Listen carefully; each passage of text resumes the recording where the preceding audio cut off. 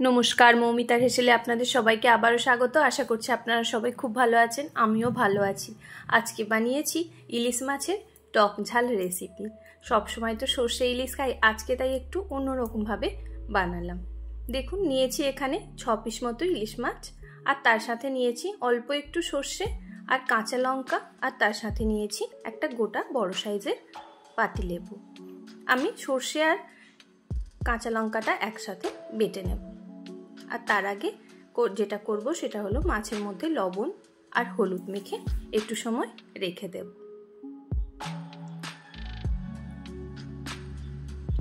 আর আমার ভিডিওগুলো যদি আপনাদের ভালো লাগে তাহলে অবশ্যই লাইক, কমেন্ট, সাবস্ক্রাইব করতে ভুলবেন না।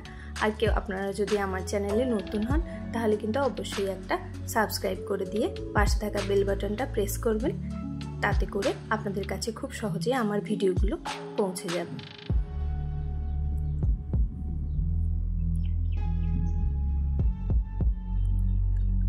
মাছটার মধ্যে আমার লবণ হলুদ ভালো করে মাখা হয়ে গেছে। এবার এটা আমি কিছু সময় বেশ ভালো করে রেখে দেব। তার কিছু সময় পরেই দেখুন, একটা প্যানের মধ্যে আমি অল্প একটু তেল দিয়ে গরম করতে বসিয়ে রেখেছি। তার উপরেই মাছগুলো আমি একটু অল্প করে ভেজে নেব। খুব ভালো করে ভাজবো না, শুধু এদিক আর ওদিক করে একটুখানি ভেজে নেব।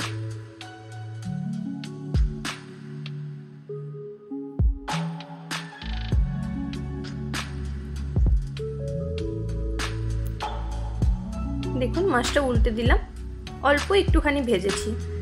যদি বেশি ইলিশ মাছ ভাজা হয় তাহলে কিন্তু শক্ত হয়ে যাবে, তাই আমি অল্প একটু জাস্ট এদিক আর ওদিক করে তুলে নেব।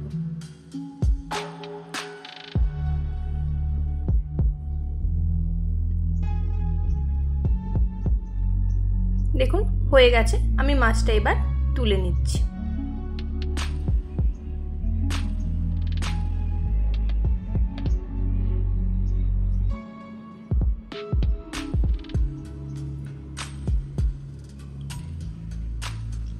আবারও মাছ দুটো দিয়ে একই রকম ভাবে ভেজে তুলে নেব।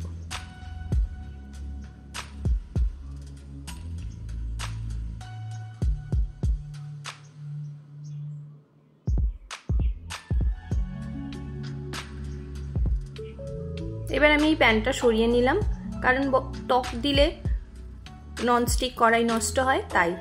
এবার আমি এদিকে একটা কড়াই বসিয়ে নিয়েছি। কড়াইটা গরম হয়ে গেলে ওর মধ্যেই দিয়ে দেব ওই যে ভাজা তেল, ওটাই আমি দিয়ে দিলাম।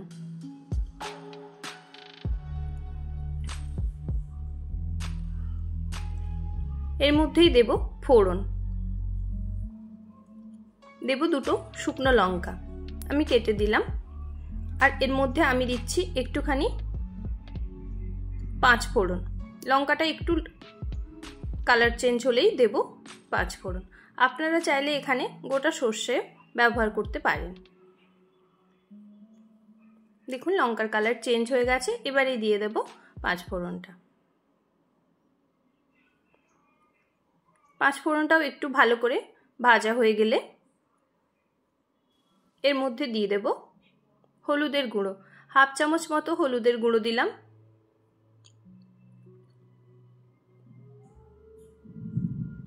দিয়ে একটু নাড়িয়ে নিয়ে আমি দিয়ে দেবো এর মধ্যে জল। জলটা আপনারা যেরকম পছন্দ করবেন ঝোল, সেরকম ভাবে দেবেন।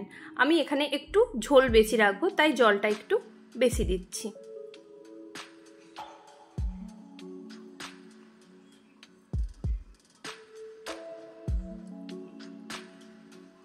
আমি এখানে 300 ml মতো জল দিয়েছি।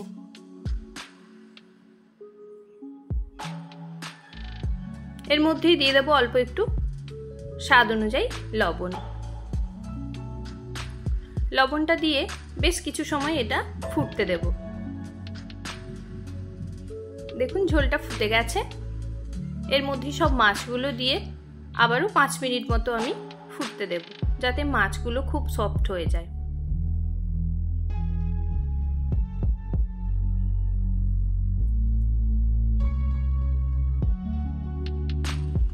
এরম টক ঝাল ইলিশ মাছটা কিন্তু গরম গরম ভাতের সাথে খুব ভালোই লাগে। একবার অবশ্যই ট্রাই করে দেখবেন। মাছটাও দেখুন সুন্দরভাবে ফুটে গেছে। এর মধ্যে আমি এবার সর্ষে আর কাঁচা লঙ্কার পেস্টটা দিয়ে দিলাম। সর্ষে আর কাঁচা লঙ্কা বাটাটা দিয়ে খুব বেশি সময় ফোটালে কিন্তু তেতো লাগবে, তাই যখনই দেখবেন একটু বেশ ফুটে গেছে, খুব ভালো করে মিশে গেছে ঝোলের মধ্যে, তখনই কিন্তু দিয়ে দেব আমি পাতিলেবুর রসটা। দেখুন বেশ ভালো করে ফুটে গেছে, তাই আমি একটা ছাঁকনির মধ্যে পাতিলেবুর রসটা দিয়ে বেশ ভালো করে ছেঁকে নিলাম। আর এই পাতিলেবুর রসটা দিয়েও খুব বেশি সময় রান্না করা যাবে না, তাহলে কিন্তু টেস্ট ভালো হবে না। দিয়েই একটু বাদেই নামিয়ে নিতে হবে। আমার হয়ে গেছে একদমই রেডি রান্নাটা।